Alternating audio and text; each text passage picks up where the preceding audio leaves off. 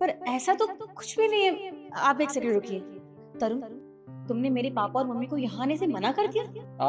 मैंने मना किया है? क्यों, क्या हुआ? और तुम फोन पर किससे बात कर रही हो? पापा, मैं आपसे बाद में बात करती हूँ जी। तरुण, तुम ये कैसे बात कर रहे हो? पापा और मम्मी को यहाँ आने से मना क्यों किया तुमने? मना इसलिए किया क्योंकि वो बहकी बहकी बातें कर रहे थे, इसलिए मैंने मना कर दिया। ऐसी कौन सी बहकी बात बोल दी उन्होंने जो तुमने मना कर दिया उनको? अरे बहकी बहकी तो बात है, कह रहे थे कि दामाद जी, मेरे बहू और बेटे से मेरी लड़ाई हो गई है, हम आपके पास आ रहे हैं। पहले तो मेरी समझ में नहीं आया, फिर मेरी समझ में आया कि ये तो ये कहना चाहते हैं कि परमानेंटली मेरे घर रहेंगे। मैंने तो साफ साफ मना कर दिया, अगर आपको आना है तो चाय पानी पीने खूब आओ, लेकिन घर पे रहने के लिए कोई जगह नहीं है। तरुण, मेरी बात सुनो। देखो, हमारी रात को ही तो बात हुई थी। मैंने कहा था कि भाभी की बहुत गंदी लड़ाई हो गई पापा और मम्मी के साथ, इसलिए वो यहाँ आना चाहते हैं। और तुम समझो, इस उम्र में वो कहाँ जाएंगे? और तुमने एक बार मुझसे पूछा नहीं, हो तुमने मना कर दिया। अरे मैं तुमसे क्या पूछता, मना करना था, मैंने मना कर दिया। और वैसे भी उनका यहाँ पर कोई राइट नहीं बनता मेरे घर पे रहने का। क्यों नहीं बनता? आखिरकार ये घर मेरा भी तो है, और अगर मेरे पापा और मम्मी आ रहे हैं तो क्या दिक्कत है तुम्हें? तुम शायद एक बात भूल गई हो, तुमने ही कहा था इस घर में कोई भी बुजुर्ग नहीं रहेगा। हाँ, कहा था मैंने, लेकिन वो तुम्हारी माँ के लिए मना किया था।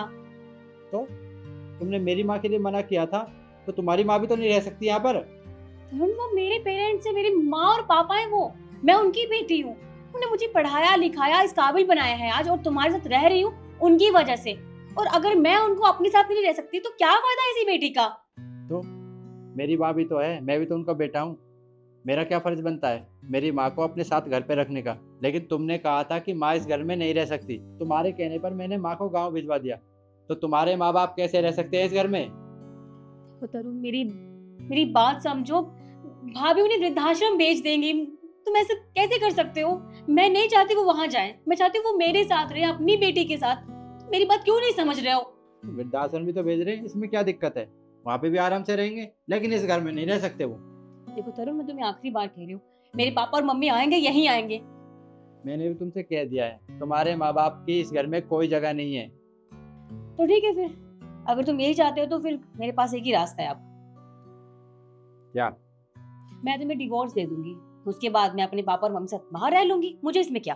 तुम्हें डिवोर्स देना है खूब दो, लेकिन तुम्हारे माँ बाप इस घर में नहीं आ सकते। तरुण, मैं मजाक नहीं कर रही हूँ, मैं सच में तुम्हें डिवोर्स दे दूंगी। अरे मैं भी मजाक नहीं कर रहा हूँ, तुम्हें डिवोर्स देना है खूब दो। यही बात तुमने जब मेरी माँ घर पर आई थी ना, तब यही बात कही थी कि अपनी माँ को घर से निकालो, मैं तुम्हारी माँ के साथ नहीं रह सकती, वरना मैं तुम्हें डिवोर्स दे दूंगी। मेरी माँ ने मुझे समझाया, बेटा अगर रिश्ता खराब हो गया तो समाज में बदनामी हो जाएगी। और माँ गाँव में चली गई, और माँ ने गाँव में जाकर ये नहीं कहा कि बहू ने मुझे निकाल दिया। वो हमेशा ये कहते कि शहर में मेरा मन नहीं लगता, इसलिए मैं गाँव में रहती हूँ। और तुम्हें डिवोर्स देना है खूब दो, डिवोर्स देने के बाद मैं भी अपनी माँ के साथ सुकून से रहूँगा।